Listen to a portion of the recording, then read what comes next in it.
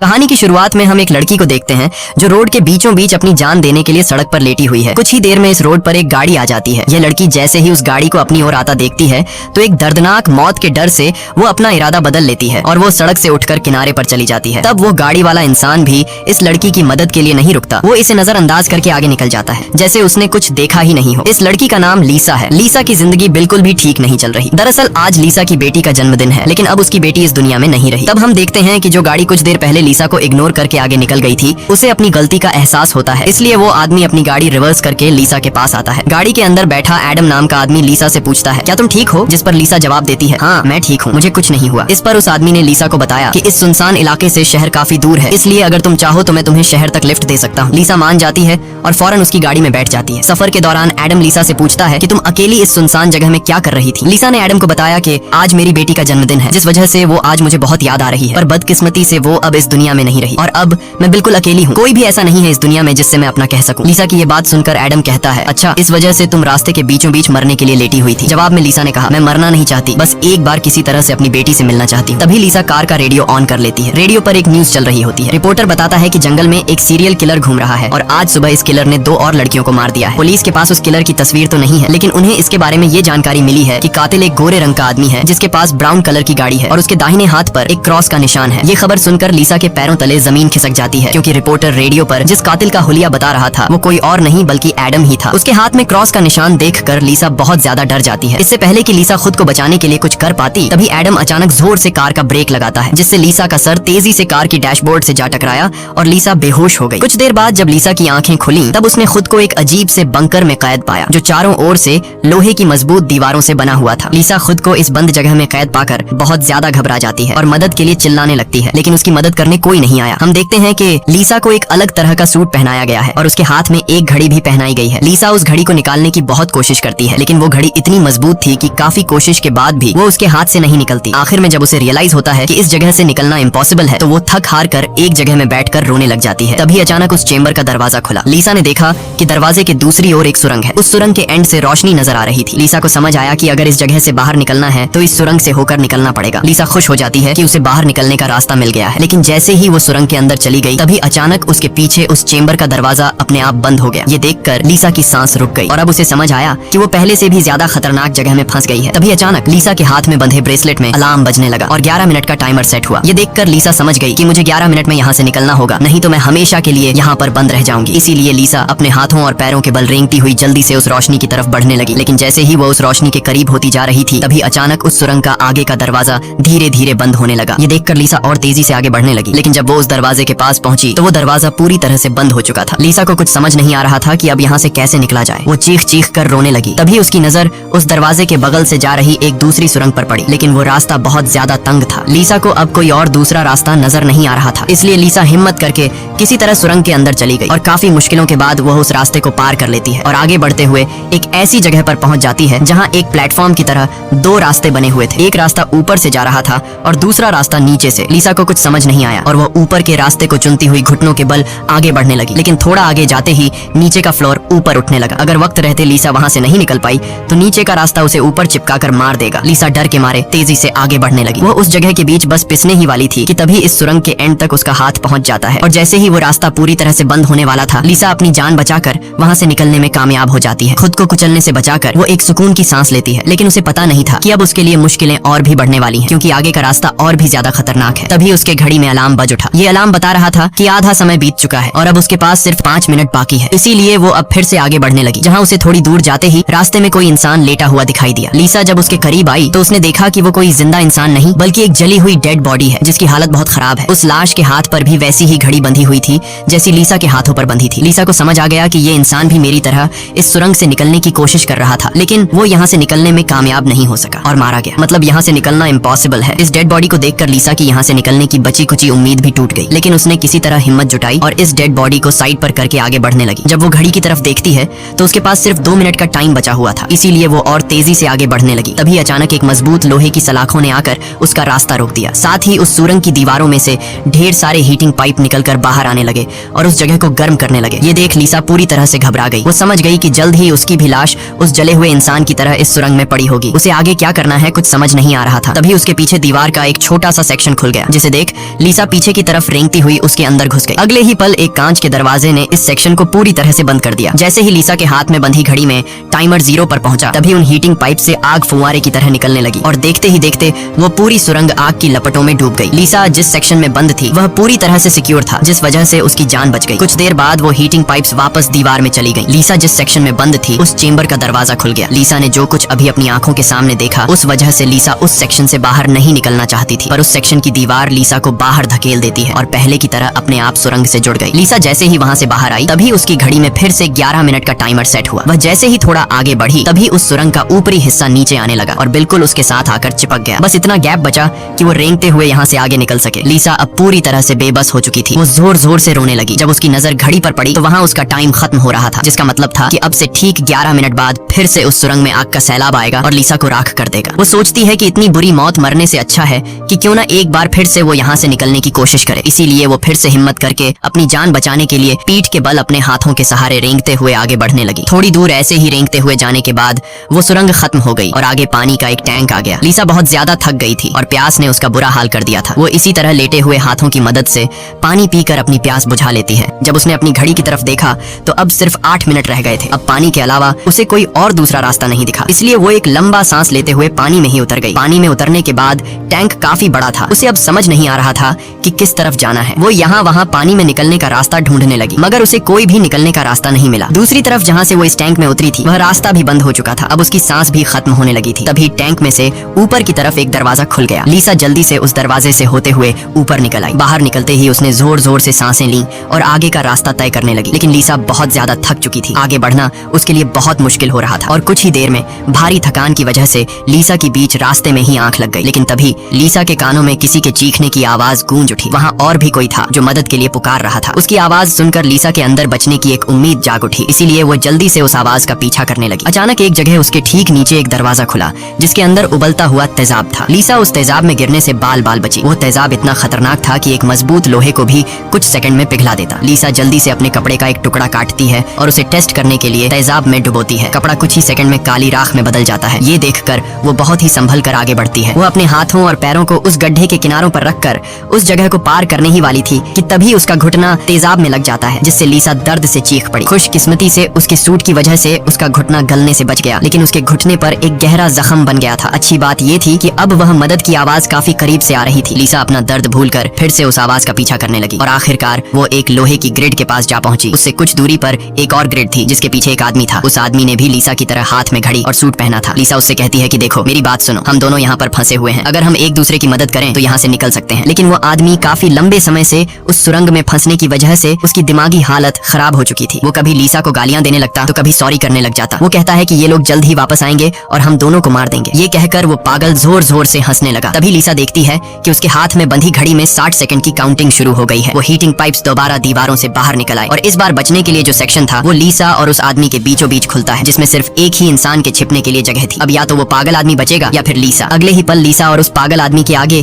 जो लोहे की ग्रिड थी वह हट गई। ये दोनों तेजी से उस चेंबर की तरफ भागने लगे और दोनों एक साथ चेंबर तक पहुंचे, जिसके बाद ये दोनों एक दूसरे को मारने लगे। उस बीच कभी लीसा उस पागल आदमी को चेंबर से बाहर निकाल देती तो कभी वो पागल आदमी लीसा को बाहर धकेल देता। लेकिन आखिर में जैसे ही वक्त खत्म होने वाला होता है लीसा उस आदमी को लात मारकर चेंबर से बाहर कर देती है। वो आदमी लीसा को पैर से पकड़कर बाहर निकालने की कोशिश करता है। तभी 60 सेकंड खत्म हो गए और उस चेंबर के शीशे के दरवाजे ने उस आदमी का हाथ काट दिया। दर्द से वो आदमी चिल्ला उठा। तभी लीसा की नजर उस आदमी के हाथ पर पड़ी जिस पर क्रॉस का टैटू बना हुआ था। उस टैटू को देखकर लीसा समझ जाती है कि ये आदमी कोई और नहीं बल्कि उसे कार में बेहोश करने वाला सीरियल किलर एडम है। अब लीसा की सारी कंफ्यूजन दूर हो गई। पहले लीसा को लग रहा था कि एडम ने इसे यहाँ कैद करके रखा है, लेकिन उसकी ये सोच गलत थी क्योंकि एडम बेचारा तो अब खुद मौत के मुंह में था। इतने में ही लीसा की घड़ी पर 11 मिनट का वक्त पूरा हो गया और उन हीटिंग पाइप्स से निकलती तेज आग ने कुछ ही सेकंड्स में एडम को राख में बदल दिया। अपनी आंखों से एडम की इतनी भयानक मौत देखकर लीसा डर के मारे कांपने लगी। कुछ देर बाद सेक्शन के अंदर एक छोटे सुरंग में से एक रोबोट आता है। वह एक बहुत ही भयानक सा स्कल था। ये रोबोट लीसा को कोई नुकसान नहीं पहुंचाता बल्कि उसके तेजाब से जले हुए घुटने को ठीक कर देता है। लीसा ने उससे पूछा कि वो कौन है और उसे यहाँ क्यों लेकर आया है। जवाब में उस रोबोट के मुंह से एक टूल निकलता है और वो टूल लीसा के सूट के साथ कनेक्ट हो जाता है। उस टूल की मदद से लीसा को फ्लैशबैक की सारी बातें याद आने लगती हैं। जब वो कार में एडम के साथ थी और उसे एडम की सच्चाई का पता चलने पर एडम की उसके साथ झड़प हो गई थी। उस दौरान एडम ने लीसा पर चाकू से सीने पर वार किया और कार से बाहर फेंक दिया था। उसी पल लीसा को आसमान से उसकी ओर आती एक सफेद रोशनी दिखाई दी थी, जिसके बाद लीसा वापस प्रेजेंट में आती है। लीसा को अब एक बात समझ आ जाती है कि उन एलियंस ने ही दरिंदे एडम से उसकी जान बचाई थी और उसे यहाँ लाए थे। लेकिन वो उसे यहाँ क्यों लाए थे ये बताए बिना ही वो रोबोट वहाँ से निकल गया। लीसा ये भी समझ जाती है कि ये लोग जो भी हैं वे उसे मारना नहीं चाहते, बस उसे इस गेम को पार करना होगा, तभी वो यहाँ से निकल पाएगी। लीसा अब आगे का रास्ता तय करने उस चेंबर से बाहर आ गई। एडम का कटा हुआ हाथ भी वहाँ पर पड़ा हुआ था। उसी समय लीसा को उस कटे हाथ पर टाइमर के नीचे कुछ सिंबल्स दिखाई दिए। लीसा उन सिंबल्स का मतलब समझने की कोशिश कर ही रही थी कि तभी एक घूमता हुआ पंखा उसकी ओर आने लगा। उसे देख लीसा अपनी जान बचाने के लिए पीछे हटने लगी और उससे बाल बाल बचती हुई एक छेद से ऊपर की सुरंग में चली गई। तभी अचानक उसे सुरंग के ऊपर से किसी के चलने की आवाज सुनाई दी। वो आवाज एक जगह पर जाकर रुक गई। उस जगह पर सुरंग का ढक्कन खुला और उसमें से एक भयानक सा क्रीचर उतरा, जो देखने में तो इंसान था लेकिन जानवरों की तरह घुरा रहा था। उसका शरीर पूरी तरह से जल चुका था और उसकी आंखें सफेद पत्थर की तरह चमकदार थीं। तभी लीसा की नजर उसके कटे हुए हाथ की तरफ गई। उसका कटा हुआ हाथ देखकर लीसा समझ गई कि वो कोई और नहीं बल्कि एडम है, जो जलने के बाद एक राक्षस में बदल चुका है। अब वो लीसा को मारना चाहता था। एडम की आंखें जल गई थी, इस वजह से वह लीसा को देख तो नहीं सकता था पर वो सुन सकता था। लीसा चुपचाप धीरे धीरे आगे बढ़ने लगती है, लेकिन तभी उसकी घड़ी के फर्श पर टकराने से एक हल्की सी आवाज गूंज उठी, जिससे एडम को उसकी भनक लग गई और तेजी से लीसा को मारने के लिए उसके पीछे आने लगा। लीसा उसके हाथ लगने ही वाली थी कि तभी लीसा एक पतली सुरंग से उस पार चली गई। एडम को कुछ नजर न आने की वजह से वह उस जगह को पार नहीं कर पाया। लीसा उस सुरंग से आगे बढ़ती हुई एक ऐसी जगह पर पहुंची जहां उसके पास आगे जाने के लिए दो रास्ते थे। लीसा को कुछ समझ नहीं आ रहा था कि किस रास्ते को चुनना चाहिए। वह बहुत सोचने के बाद जब उसे कुछ समझ नहीं आता तो वह एक अंदाजे से लेफ्ट वाले सुरंग में घुस जाती है। सुरंग के बाहर एक कमरा था जिसकी चारों ओर कांच की दीवारें थीं। उन दीवारों पर लीसा को उसके पैदा होने से लेकर अपनी बेटी को जन्म देने तक की सारी यादें दिखाई दे रही थीं। वहां लीसा ने यह भी देखा कि किस तरह उसकी लापरवाही की वजह से उसकी बेटी की जान चली गई। लीसा अपनी बेटी को याद करके बहुत रोने लगती है। तभी उसने देखा कि ऊपर छत से एडम फिर से उसके पीछे आ रहा है, लेकिन लीसा उससे अपनी जान छुड़ाकर एक दूसरे सुरंग में पहुंच जाती है जहां उसने कुछ ऐसा देखा जिससे उसकी खुशी का ठिकाना नहीं रहा। उसने देखा कि उस सुरंग के खत्म होने पर बाहर नीला आसमान चमक रहा है। अपनी आजादी को इतने करीब से देखकर लीसा में दोबारा हिम्मत आ गई, लेकिन उस सुरंग को पार करने के लिए उसे एक कंटीले रास्ते से होकर गुजरना पड़ेगा। अब सिर्फ 60 सेकंड का टाइम बचा हुआ था। अगले ही पल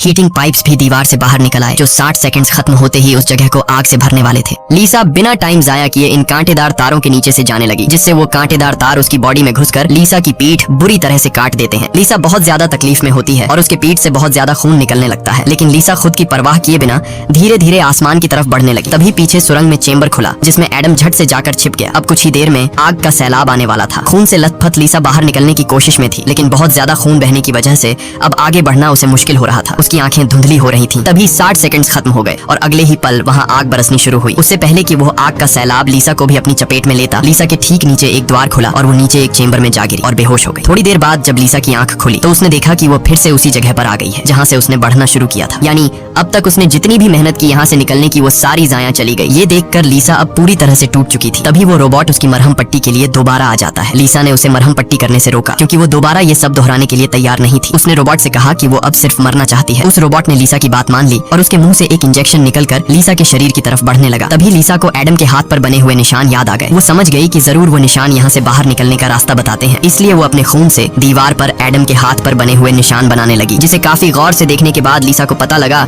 कि ये तो एरो है जो यहाँ से निकलने की डायरेक्शन बताते हैं। जैसे कि पहला एरो लेफ्ट साइड की तरफ मुड़ा हुआ था, जिसका मतलब रास्ते में आने वाली पहली 2 सुरंगों में से उसे लेफ्ट साइड वाली सुरंग के अंदर जाना चाहिए। दूसरे नंबर का एरो राइट साइड की ओर मुड़ा हुआ था, यानी पहली सुरंग को पार करने के बाद जब फिर से एक साथ 2 सुरंगें आएंगी तब राइट साइड वाली सुरंग के अंदर जाना चाहिए। उसे लगा कि जरूर मेरे हाथ की घड़ी के नीचे भी इसी तरह के सिंबल्स बने होंगे जो यहाँ से बाहर निकलने की डायरेक्शन बताते हैं। ये समझते ही लीसा ने उस रोबोट से उसके जख्मों को ठीक करने को कहा। जख्मों की मरहम पट्टी होते ही वो एक नई उम्मीद के साथ फिर से इन टनल्स में निकल पड़ी। लीसा पहले भी इन सुरंगों से गुजर चुकी थी, इसलिए वह बड़ी आसानी से उन सुरंगों को पार करते हुए आगे बढ़ने लगी और उस तेजाब से भरे गड्ढे के पास जाकर रुक गई। वहाँ उसने अपनी घड़ी को तेजाब में जलाकर उसे अपनी कलाई से अलग किया। उसकी कलाई पर भी ठीक वैसे ही सिंबल्स थे जैसे एडम के हाथ पर थे, बस उनमें थोड़ी बहुत चेंजिंग थी। लीसा उस जली हुई घड़ी को अपने हाथों में लिए हुए आगे बढ़ने लगी और उस जगह पर पहुंच गई जहां उसने पहली बार इन 2 टनल्स में से लेफ्ट वाले टनल को चुना था, लेकिन सिंबल्स के मुताबिक सही सुरंग राइट वाली है। वो जल्दी से राइट वाली सुरंग में चली गई, जहां आगे जाकर उसे 2 और सुरंगें मिली जिनमें सही सुरंग लेफ्ट वाली थी। इसी तरह लीसा अपने हाथ पर बने निशान की मदद से हर बार सही रास्ता चुनकर आगे बढ़ रही थी, लेकिन तभी एक बार फिर से एडम उसके पीछे पड़ गया। यहाँ लीसा समझदारी से काम लेते हुए एडम को गुमराह करने के लिए एक सुरंग के अंदर अपनी घड़ी फेंक दी और खुद दूसरी सुरंग में छिपकर बैठ गई। एडम घड़ी की आवाज का पीछा करते करते दूसरी सुरंग में घुस गया। एडम के जाते ही जब लीसा ने अपनी कलाई पर बने सिंबल्स चेक किए तो उसे पता चला कि उसने एडम को जिस सुरंग में भेजा था वही सही सुरंग थी। ये देखकर लीसा बहुत ज्यादा परेशान हो गई। अब लीसा के पास कोई दूसरा रास्ता नहीं था, इसलिए वो धीरे से एडम जिस टनल में था वो भी उस टनल में घुस गई। ये टनल काफी अजीब सा था, ऐसा लग रहा था कि ये टनल जैसे किसी बड़े जानवर का पेट हो। लीसा धीरे धीरे आगे बढ़ने लगी। थोड़ा सा आगे जाकर उसने देखा कि उसकी घड़ी सामने पड़ी हुई है, लेकिन एडम भी वहाँ पर मौजूद है। एडम अब चूंकि देख नहीं सकता था, इसलिए लीसा चुपके से उस घड़ी को उठा लेती है। पर तभी घड़ी में 60 सेकंड्स बचे होने का अलार्म बजने लगा, जिसकी आवाज से एडम को लीसा की भनक लग गई। वह दोबारा लीसा का पीछा करने लगा। उससे बचने के लिए लीसा जिस रास्ते से आई थी उसी रास्ते से वापस भागने लगी। उस वक्त लीसा की घड़ी में 60 सेकंड्स का काउंटिंग शुरू हो चुका था और सुरंग से हीटिंग पाइप्स भी निकल आए थे। साथ ही सुरंग में बचाव चेंबर भी खुल चुका था। लीसा जल्दी से उस चेंबर में जाकर छिप गई। एडम भी वहाँ तक पहुँच जाता है, लेकिन अब काफी देर हो चुकी थी क्योंकि उस चेंबर को शीशे के दरवाजे ने बंद कर दिया था। यहाँ लीसा एडम को चिढ़ाने के लिए उसे मिडिल फिंगर दिखाती है, पर बदकिस्मती से इस बार आग बरसाने वाले हीटिंग ट्यूब्स आग बरसाए बिना ही अंदर चले गए, जिसके बाद चेंबर का दरवाजा भी खुल गया और अगले ही पल एडम लीसा पर टूट पड़ा। लीसा भी खुद को बचाने के लिए एडम से लड़ पड़ी और उस शैतान के सर को अपने पैरों से दबाने लगी। पीछे से चेंबर की दीवार भी लीसा को आगे की तरफ धकेलने लगा, जिससे उस शैतान एडम का सर कुचल गया और फाइनली लीसा को एडम से छुटकारा मिल गया। लीसा अब अपने रास्ते पर आगे बढ़ने लगी, जहाँ आगे चलकर उसे वापस 2 रास्ते मिले। उसकी कलाई पर बने सिंबल्स के मुताबिक उसे राइट वाले सुरंग से जाना था और ये उस भूल भुलैया की आखिरी सुरंग थी। लेकिन तभी लेफ्ट वाली सुरंग से एक लड़की बाहर निकल आई। उसे देख लीसा की आंखें खुली की खुली रह गईं और वो रोने लगी, क्योंकि यह लड़की कोई और नहीं बल्कि उसकी बेटी नीना थी। नीना के मरने के बाद से लीसा ने जीना ही छोड़ दिया था। उसकी बस यही एक ख्वाहिश थी कि वो किसी तरह नीना से मिल पाए और आखिरकार आज उसकी ये ख्वाहिश भी पूरी हो गई। नीना ने अपनी माँ लीसा से कहा